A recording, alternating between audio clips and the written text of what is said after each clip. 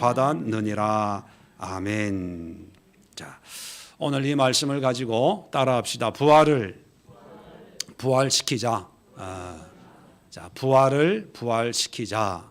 이런 제목으로 은혜를 나누도록 하겠습니다. 오늘 베드로 전서는 베드로 사도가 이제 소아시아의 한 특정 교회가 아니라 소아시아에 흩어져 있는 많은 불특정 다수의 성도들에게 보내는 그런 편지라는 것을 1장 1절과 2절에 우리에게 소개해 주고 있습니다. 자, 특정 교회가 아니라 흩어져 있는 무명의 또 알려지지 않는 그런 신앙 공동체에 편지를 쓴 이유가 있습니다. 그것은 뭐냐면 AD 64년경에 로마의 대화재가 일어납니다. 그 화재가 일어나서 많은 서민들이 피해를 당하게 되죠. 우리가 책을 통해서 공부한 바가 있는 것처럼 당시 로마의 두 가지 거주 형태가 있습니다.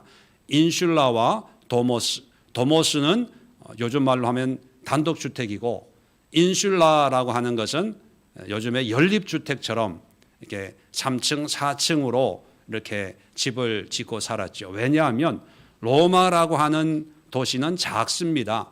작은 곳에 전 세계에서 모여든 사람들이 있었기 때문에 인구 밀도가 높다 보니까 주택 문제가 심각했거든요.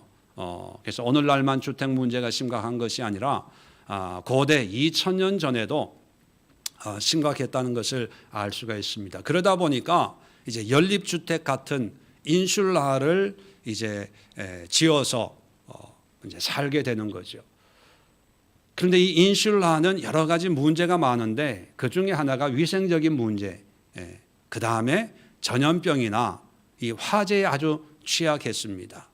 그런데 아니나 다를까 화재가 일어났습니다.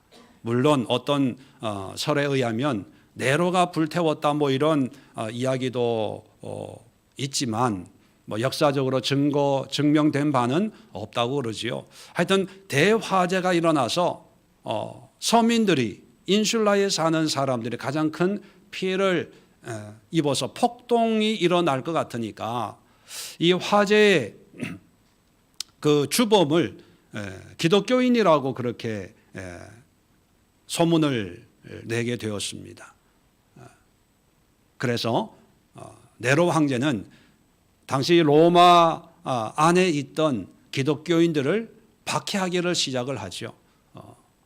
로마 화재의 주범으로 이제 불태워 죽이고 사자의 밥으로, 짐승의 밥으로 던지면서 박해가 시작이 되니까 이 박해를 피해서 사람들이 뿔뿔이 흩어져서 로마에서 제일 끝쪽이 어디냐? 요즘에 트르키에라고 하는, 당시에는 소아시아 지방입니다. 이 소아시아 지방으로 멀리 흩어질 수밖에 없는 그런 상황입니다. 이런 상황에서 신앙의 지도자인 베드로가 이제 이런 사람들에게 환난과 핍박을 피해서 정처 없는 유랑생활, 방황생활, 도망자의 삶을 사는 성도들에게 쓴 편지가 베드로 전서와 후서입니다.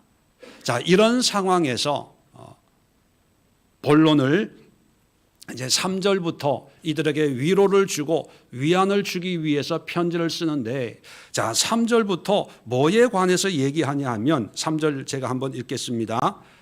우리 주 예수 그리스도의 아버지 하나님을 찬송할지로다.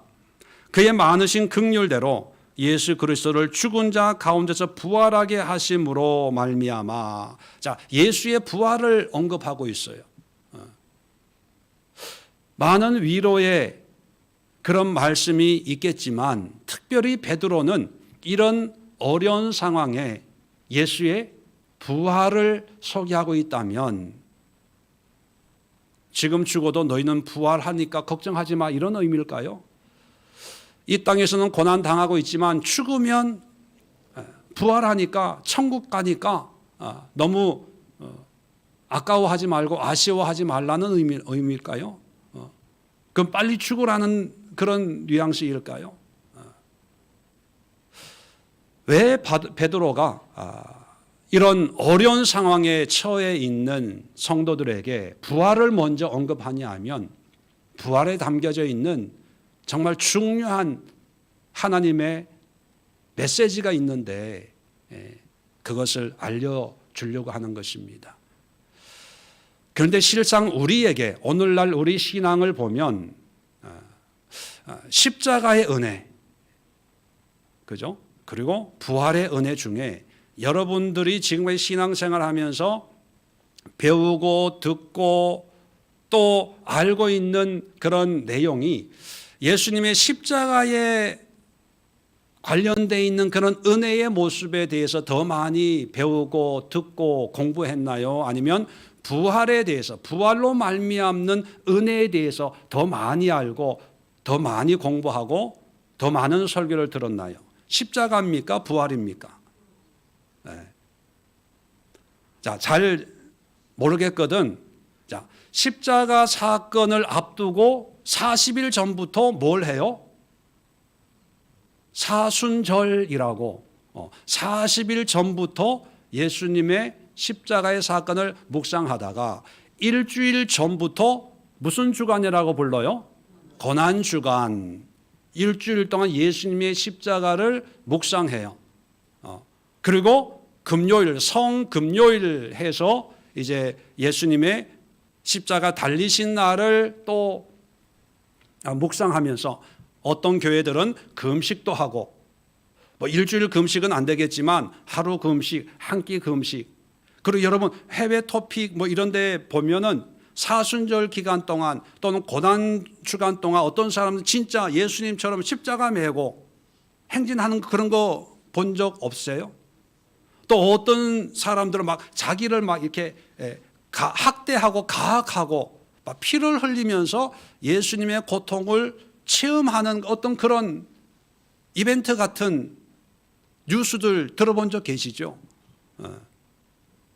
또 십자가의 은혜, 예수님이 우리의 죄를 용서해 주셨습니다. 다 사해 주셨습니다. 진홍 같은 붉은 죄를 흰 눈처럼 양의 털처럼 용서해 주셨습니다. 그래서 예수님으로 나는 죄사함 받았습니다. 용서받았습니다. 이제 하나님의 자녀가 되었습니다. 이 죄에 대한 용서, 죄사함, 여러분 설교 많이 들어보셨죠? 공부 많이 하셨죠? 자, 그런데 예수님의 부활을 두고 부활 후에 일주일 동안 뭐 기도하자는 얘기 들어보셨어요? 부활 후에 40일 동안 부활의 의미를 우리가 묵상하자 그런 얘기 들어보셨어요? 부활의 의미, 물론 죽으면 우리도 부활해서 하늘나라 간다, 하나님을 만난다, 그런 미래적인 어떤 부활의 의미에 대해서는 잘 알고 있겠지만 아는 것이 아니라 그냥 믿는 거죠. 뭘 알겠습니까? 미래의 일을. 그렇게 보면 십자가의 은혜에 대해서 우리가 더 강조하고 더 많이 알고 더 많이 배우고 있나요? 아니면 부활의 은혜에 대해서 더 많이 알고 더 강조하고 있을까요? 십자가입니까? 부활입니까? 십자가가 훨씬 더 많아요. 그러다 보니까 어떤 문제가 생기냐 하면 십자가의 의미를 깨닫고 예수님이 나를 용서해 주셨구나.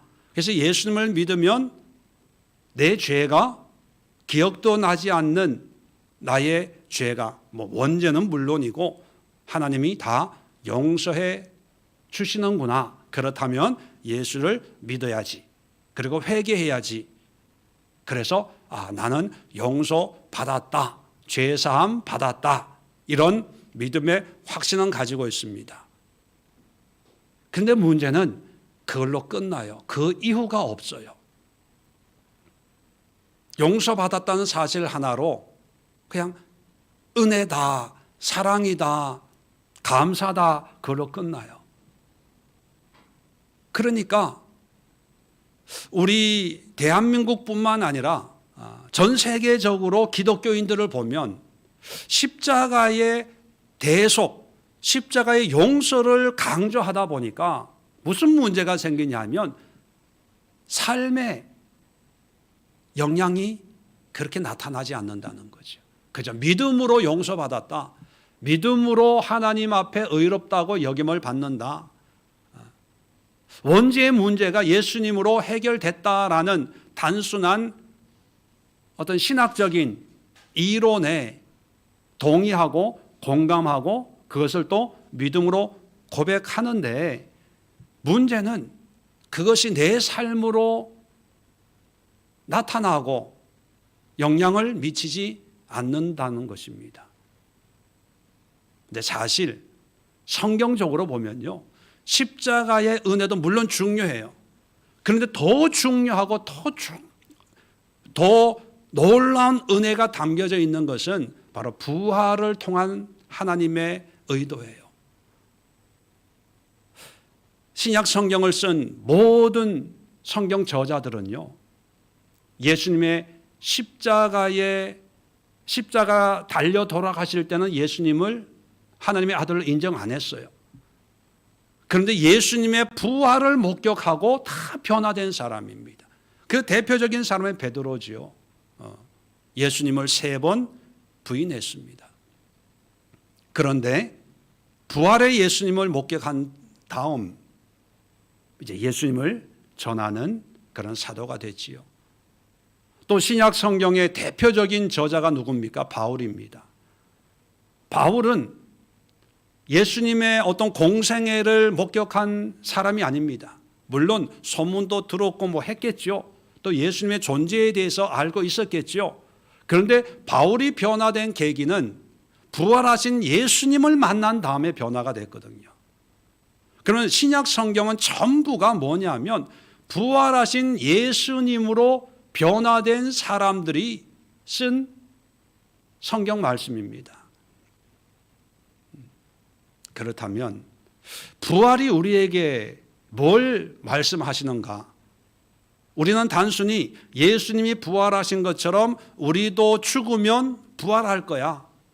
그리고 죽어서 우리가 육신이 땅에 묻히지만 예수님이 재림할 때 다시 홀연히 다시 살아나서 영원한 하늘나라에 예수님과 함께 들어갈 거야 라고 하는 미래적인 개념이 강하죠.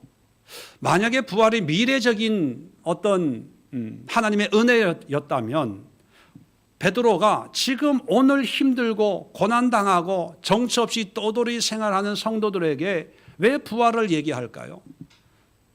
미래적인 부활이 무슨 의미가 있겠습니까?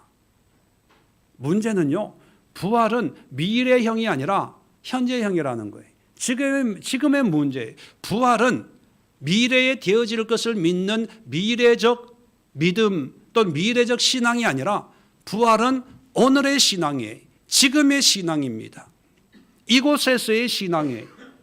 자, 부활이 가지고 있는 의미를 베드로는 그래서 고난당하고 있는 사람들에게 이제 소개해 주고 있는데, 자, 4가지 의미를 우리에게 오늘 본문에서 소개하고 있습니다. 자, 부활의 신앙, 오늘의 신앙, 지금의 신앙은 어떤 것이냐?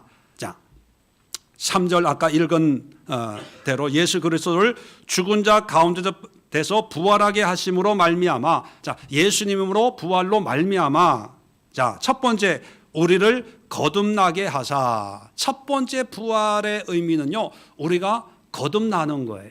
자, 여기서 또 거듭난다라고 하면 신앙생활 또 신학 용어를 좀 아시는 분들은 중생 이렇게 생각을 합니다. 자, 중생하면 우리가 하나님의 자녀로 변화되는 것 또는 천국 백성이 되는 것, 어떤 한마디로 얘기하면 어떤 신분의 변화만을 생각해요. 그런데 여기서 말하는 거듭난다는 것은 영적인 어떤 변화, 신분의 변화가 아니라 우리의 삶의 변화를 얘기하는 거예요. 부활은 예수님이 부활 전에는 예수님이 메시아가 아니었다가 부활 후에 메시아가 된 게 아니에요. 예수님의 신분은 부활 전이나 부활 후나 똑같아요. 예수님의 부활로 말미암아 달라진 게, 예수님이 부활로 거듭난 건 뭐냐 하면 삶의 의미, 존재 가치가 달라진 거예요.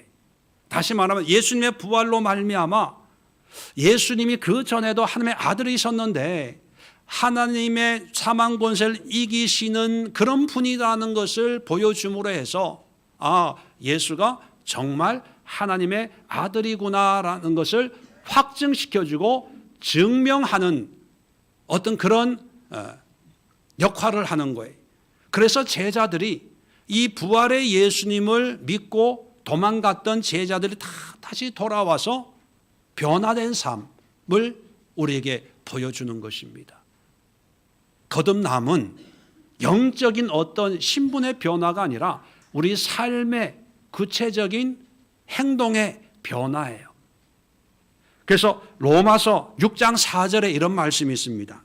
그러므로 우리가 그의 죽으심과 합하여 세례를 받음으로 그와 함께 장사되었나니 이는 아버지의 영광으로 말미암아 그리스도를 죽은 자 가운데서 살리심과 같이, 부활과 같이 우리로 또한 새 생명 가운데서 행하게 하려 함이라.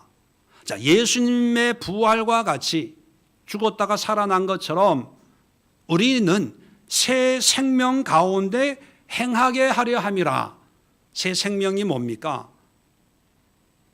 예수님을 믿는 믿음으로 새롭게 변화된 삶을 사는 그런 모습을 새 생명이라고 표현하는 거예요. 변화입니다. 변화. 미래의 변화가 아니라 지금의 변화. 그래서 베드로 자신도 그런 경험을 했거든요.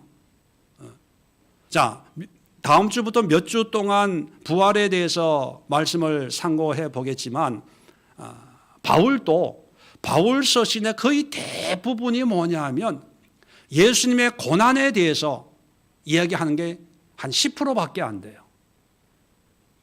아예 바울은 예수님의 공생애는 언급도 안 해요.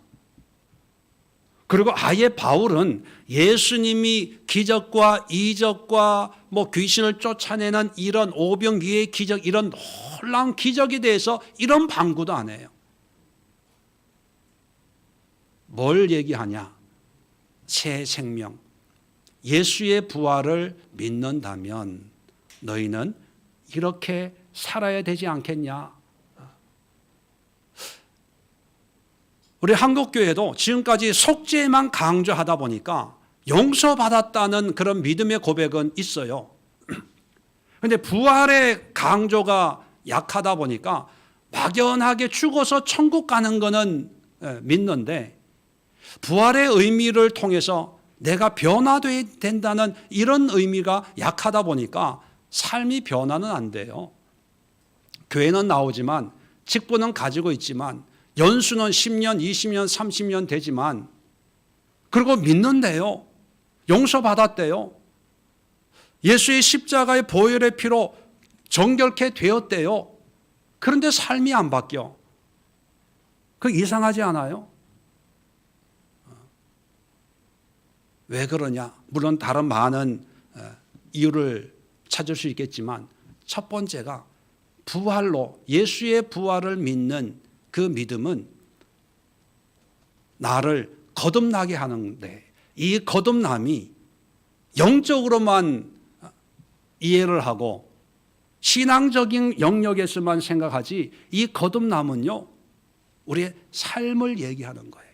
오늘 오후에 3부 시간에 아마 이 문제에 대해서, 우리의 영혼과 우리의 삶에 대해서 이제 교재를 우리가 공부할 텐데요. 우리의 영혼에 거듭남의 은혜가 임하면 우리의 삶은 달라져야 돼요. 바뀌어져야 돼요. 그리고 바뀌어지도록 애써야 되고, 노력해야 되고, 수고해야 되고, 또 바뀌어질 수 있도록 공부하기 위해서, 훈련하기 위해서 그것을 우리가 영성훈련, 영성형성 이런 용어를 사용하고 있는 것이지요. 자, 두 번째, 이 부활로 말미암아 거듭나게 하사 산 소망이 있게 하시며. 자, 산 소망. 자, 산 소망이라는 단어가 있으니까 반대말은 뭘까요? 알칼리 소망. 산 소망의 반대는 바다 소망. 왜 소망이라고 하는 것은 어떤 기대잖아요. 우리가 원하는 것을 사모하고 기대하는 소망, 믿음, 소망, 사랑. 근데 왜 산소망이라 그럴까요? 산소망은 living hope, 살아있는 소망이에요. 또는 살리는 소망. 자, 소망인데 모든 소망이 우리를 살리는 게 아니라 또 모든 소망이 살아있는, 활력 있는, 생명 있는 소망이 아니지요. 부자가 됐으면 좋겠어. 건강해졌으면 좋겠어. 뭐 이런 것도 소망이지요. 그런데 굳이 살리는 소망, 건강한다고 우리를 살릴까요? 언젠간 죽죠.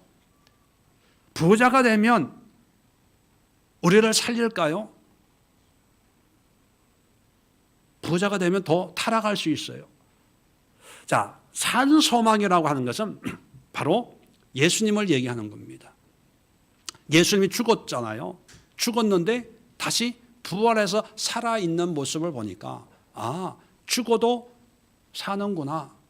그 대표적인 대상이 바로 예수님. 예수님을 믿으면 죽은 생명도 다시 살아난다. 그것이 메시아, 하나님의 능력으로 믿기 때문이지요. 자, 그러면 이 부활을 통해서 우리에게 여러 가지 소망이 있는데 그런 소망으로 살지 말고 산 소망으로 살아라는 거예요. 자, 죽음을 두려워해서 여러 가지 상황에서 이제 도망가는 거죠. 도망가는 사람들에게 얼마나 많은 기대와 소망이 있겠습니까? 먹을 것을 얻게 되었으면 좋겠습니다. 편안하게 안전하게 쉴 곳을 발견할 수 있으면 좋겠습니다. 뭐 여러 가지 기대와 소망이 있겠죠. 그리고 그것을 또 하나님 앞에 기도로 응답을 받으려고 할 거예요.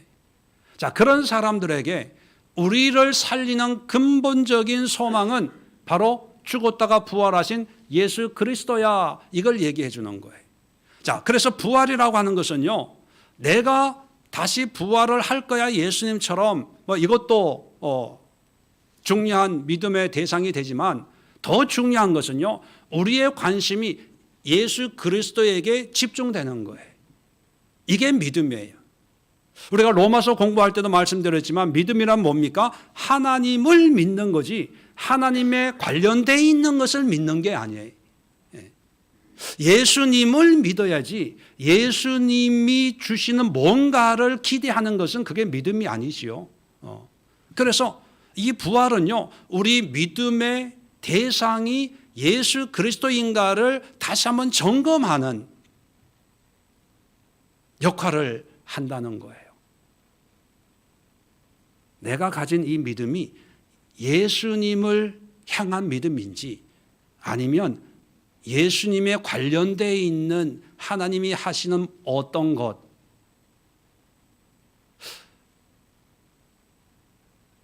우리 마가복음을 공부하면서 11장에 예수님이 성전을 폐쇄시켜 버렸어요. 그 이유가 뭡니까? 성전 기능이 이제 사라져 버렸기 때문이지요. 그러면서 예수님이 말씀하시는 게 뭐예요? 내가 성전 되는 거예요.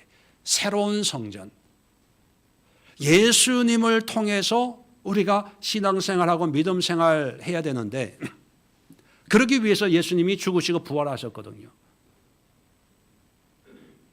그런데 오늘날 교회가 성전이 돼서 하나님에 대한 믿음이 없어도 교회에 열심히 다니고 교회 예배만 참석하고 교회 행사나 프로그램만 열심히 하면 하나님이 믿음으로 인정해 주지 않을까라고 하는 그런 생각, 그것 때문에 예수님이 십자가에 달려 돌아가신 거예요. 그게 아니라는 것입니다. 여러분, 우리가 믿는 것은 예수 그리스도지 그리고 우리의 소망은 예수 그리스도지, 예수 그리스도로부터 나오는 어떤 축복, 어떤 은혜, 어떤 개별적인 어떤 상황이 아니라는 것을 부활을 통해서 다시 한번 점검해 봐야 됩니다. 자, 세 번째가 뭐냐 하면, 자, 4절입니다. 썩지 않고 더럽지 않고 쇠하지 아니한 유업을 잊게 하시나니, 자, 곧 너희를 위하여 하늘에 간직하신 것이라. 자, 유업이라고 하면 유산이라는 의미를 가지고 있다는 거 여러분 잘 아실 거예요. 뭔가 하나님으로부터 우리에게 주어지는 어떤 것, 다른 말로는 기업이라는 뜻을 또 사용하죠. 기업 또는 유업, 똑같은 말인데 하나님이 우리에게 베푸시는 어떤 상속물, 유산물 뭐 이런 겁니다. 그런데 이게 어떤 것이냐, 4절을 좀 더 자세히 보면요,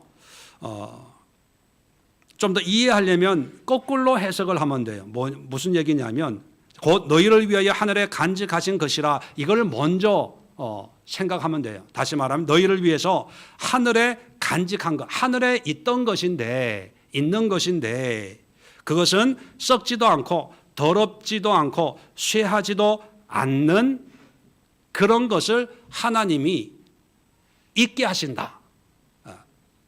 그러면 이 유업은 우리가 죽어서 얻는 걸 얘기하는 걸까요? 아니면 살아서도 이것을 잊는 것, 다시 말하면 받아서 누리는 걸 얘기할까요? 죽어서입니까? 살아서입니까? 네, 살아서죠. 자, 지금 환경은 어려워요. 힘들어요. 그런데 어려운 환경에서 어렵다, 힘들다 하지 말고, 원래 하늘에 나를 위해서 존재하는 그런 썩지도 않고 쇠하지도 않는 그런 하나님이 주시는 것을 이 땅에서도, 지금 상황에서도 그것을 능히 누릴 수 있게 됐다는 거예요. 뭘로 말미암아? 부활로 말미암아. 자, 우리는 부활 그러면, 유대인들의 관점은 부활 그러면 하나님의 때에, 하나님의 날에, 그 날이 언제인지 몰라요. 하나님의 정하신 그 때가 되면 부활이 있다고 유대인들을 믿었거든요. 근데 예수님의 부활은 그 때가 아니었어요. 유대인들이 생각하는 그 때라고 하는 것은 하나님의 시간, 하나님의 때에 모든 사람들이, 그리고 이스라엘이 완전히 변화되는 어떤 천지가 진동하는 그런 때라고 생각했는데, 예수님은 혼자, 물론 성경에 무덤이 열리고 많은 영혼들이 구원을 받더라 뭐 이런 표현도 있지만, 예수님은 이 땅에서 죽음에서 생명으로 부활을 경험했거든요. 그것이 예수님의 부활인 것처럼 이 땅에서 하나님의 어떤 그런 특별한 은혜를 이어갈 수 있다는 거예요. 다시 말하면 환경은 어려워도 이 땅에서 지금 하나님의 거룩한 영적인 또 신령한 그런 은혜를 이 땅에서 누릴 수 있는 존재가 바로 누구다? 나다, 우리다라는 거예요. 한마디로 환경이 어렵고 힘들다고 기죽지 말고 하나님이 주시는 은혜로 당당하고 힘있게 살아낼 수 있는 그런 사람으로 변화된 걸 너희가 좀 알았으면 좋겠다, 그거예요. 예수의 부활을 믿는다고 하면서도 환경적인 문제 때문에 어려워, 힘들어, 사는 게 아니야, 죽겠어, 괴로워, 이거 말이 안 된다는 거예요. 예수의 부활로 말미암아 하늘에서 누려야 될 그런 하나님의 은혜를 이 땅에서도 충분히 누릴 수 있는데, 그 은혜를 누리려고 애를 써야지, 그 은혜를 맛보려고 애를 써야지. 그리고 그런 은혜가 나에게 이미 임해 있는데 그것으로 기뻐하고 만족해야지, 왜 자꾸 썩어질 이 땅에 어떤 것을 추구하고 그걸 가지려고 그렇게 아둥바둥하냐, 그런 의미예요. 자, 네 번째 볼까요? 4절 5절입니다. 너희는 말세에 나타내기로 예비하신 구원을 얻기 위하여 믿음으로 말미암아 하나님의 능력으로 보호하심을 받았느니라. 자, 하나님의 보호예요. 자, 예수님이 부활했다는 것은 대제사장과 로마 군인들이 예수님을 죽였잖아요. 죽였어요. 우리에게 죽음은 끝입니다. 더 이상 어떤 것도 없어요. 그런데 부활했어요. 사람은 죽이고 환경은 죽이고 법은 죽이지만 하나님은 우리를 살려요. 생명으로 우리를 보호하시는 거예요. 그래서 죽어도 죽는 게 아닌 것이 부활이거든요. 자, 이 예수님의 부활로 말미암아 하나님이 우리를 지켜 보호하고 있어요. 그러면 우리는 병도 안 걸리겠네. 차가 와도 그냥 가도 되겠네. 뭐 코로나 이런 거 뭐 신경 안 써도 되겠네. 여러분, 하나님이 보호하시는데 그냥 보호하는 게 아니라 성경을 한번 잘 보세요. 5절에 보면 너희는 말세에 나타내기로 예비하신 뭐를 얻기 위하여? 구원을 얻기 위하여 믿음으로 말미암아 하나님의 능력으로 보호하심을 받았대요. 그냥 보호하는 게 아니라 구원을 얻기 위해서, 구원을 베풀기 위해서 하나님이 보호하시는 거예요. 자, 그러면 하나님이 우리를 돌보시고 보호하시는데 하나님이 우리에게 가장 원하는 게 뭐라는 거예요? 원하는 게 뭐라는 얘기예요? 구원이라는 거예요. 구원. 시간을 빨리 얘기하려고 하다 보니까 말이 제 안에서 꼬여요. 청산해야 되니까. 침착하게.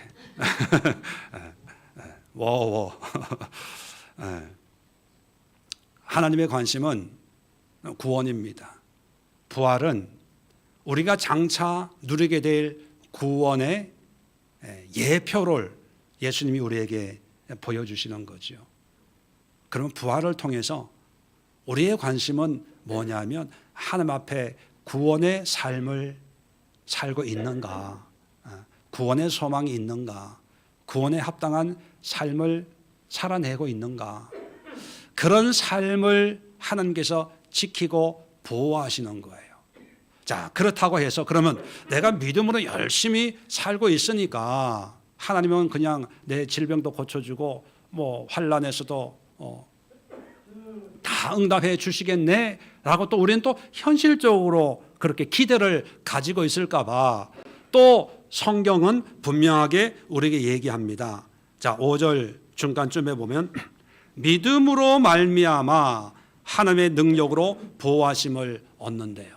믿음으로 말미암아. 다시 말하면 우리의 믿음을 통해서 우리를 보호하는 거예요. 환경을 통해서 보호하는 게 아니라, 다시 말하면 우리가 가진 믿음을 통해서 우리를 보호한다면 우리가 하나님의 보호를 더 많이, 구원을 위해서 하나님의 돌보심을 더 친밀하게, 더 강력한 방패막이로 보호를 받으려면 우리는 뭐를 더 준비하고 키워야 될까요? 믿음의 믿음. 믿음으로 하나님이 우리를 지켜 보호하시니까 우리가 가지고 있는 믿음이 커지면 커질수록 하나님의 더 구체적이고 세밀한 믿음을 더 많이 경험할 수가 있다는 거죠. 자, 결론적으로 말씀을 드리면 부활은 지금 오늘이라고 하는 시간 속에서 우리가 하나님 앞에 어떠한 모습으로, 어떤 신앙과 믿음의 태도로 살아낼까 하는 오늘의 신앙을 우리에게 보여주는 것이 부활의 의미인데, 그래서 오늘 힘들어하고 절망하고 있는 디아스포라 기독교인들에게 바울이 그 첫 서두에 예수의 부활을 먼저 소개하고 있는 이유지요. 그렇다면 우리는 부활하면 막연히 미래에 이루어질 어떤 것으로 생각을 하고 그냥 믿음의 대상으로만 삼아버리는 것이 우리의 신앙의 약점이 되고 말았어요. 서론에서도 말씀드린 것처럼 십자가의 은혜에 대해서는 40일 동안 일주일 동안 묵상하고 금식하며 묵상하면서 용서받았다는 기쁨과 감사는 누리는데, 그럼 어떻게 살아내야 될까? 십자가 뒤에는 반드시 부활이 있거든요. 필연적으로 따라오거든요. 부활로 말미암아 예수님이 우리의 주가 되심을 증명해 준 건데, 그 부활의 의미에 대해서는 우리는 너무 소홀하게 여기고 막연한 미래에 그렇게 될 거야 라고 치부해 버리는데, 성경이 말하는 부활은 그게 아니라는 것입니다. 부활은 우리의 변화된 삶을 의미하는 거예요. 부활은 우리의 소망이 예수 그리스도에게 있냐 없냐 확인을 요구하시는 하나님의 의도 또는 메시지라는 겁니다. 부활은 장차 받을 하나님의 유업이 아니라 이 땅에서도 하나님의 유업을 이어받을 수 있는 길이 열렸음을 우리에게 확인시켜 주는 게 부활이라는 것입니다. 그리고 구원의 삶을 살면서 믿음으로 살아갈 때 하나님은 죽어도 죽는 게 아니야 라고 하는 하나님의 돌보심, 보호의 표적으로, 증표로 우리에게 보여준 것이 바로 부활인데, 이런 부활의 의미는 찾아보기가 쉽지 않은 것이 오늘날 우리의 현실 아닌가 생각을 합니다. 그래서 설교 제목을 부활을 부활시키자, 부활의 의미를 좀 부활시켜서 오늘 부활절을 통해서 예수의 부활을 다시 한번 믿고 내 가슴에 새겼다면 부활의 의미, 내가 거듭나서 변화된 거야. 어제의 내가 오늘의 나는 아니야. 어제는 이렇게 생각하고 또 이렇게 결정하고 이렇게 판단했다면 오늘의 나는 달라졌어. 새로운 생명으로 살기 때문에 안 해봤지만 한번 해볼 거야. 혹시 음식 가리는 분이 있으면 어제는 이 음식 안 먹었지만 오늘은 거듭난 나니까 한번 먹어볼 거야. 가정에서 이게 못 참는 모습이 있는 경우 있잖아요. 그럴 때 부활절 예배를 마치고 어제까지는 난 이건 못 참아, 이건 용서하지 못했어. 그런데 나는 거듭난 사람이야. 오늘은 새로운 나기 때문에 이건 이제부터는 참을 수 있어. 견딜 수 있어. 그냥 넘어갈 수 있어. 이게 부활의 의미입니다.